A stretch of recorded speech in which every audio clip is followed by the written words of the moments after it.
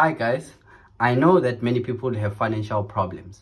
So I'm going to give you a solution to that. Follow these steps that I'm going to give you now and then you shall be financially free. Follow everything that I'm going to give you now. So number one, make sure that you choose the right bank that does not have, a huge interest rate when you deposit the money, when you withdraw money, or when you transfer or swap. Make sure that you choose the right bank. Number two, you need to make sure that you understand your financial situation. Accept and acknowledge that you have a problem with money and it has to be changed and it has to stop. Psychologically, it starts with you by changing your mindset. Once you have changed your mindset, it takes me to step number three, which is to plan.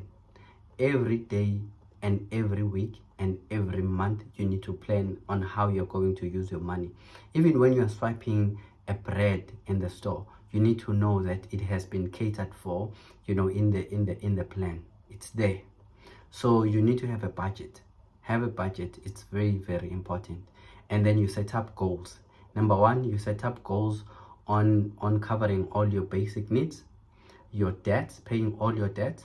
Number three, you need to have money that you are putting on investment. You need to invest in stock market. It's very, very important.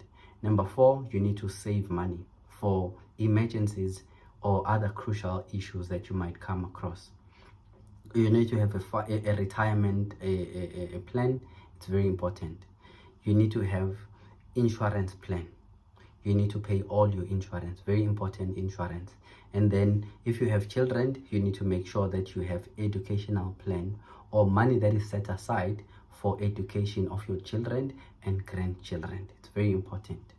And then which takes me to the second step, which is check your finance every week and every month.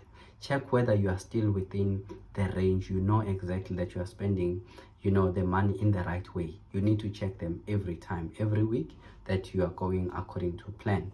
And then please spend wisely. This is another point. Spend wisely.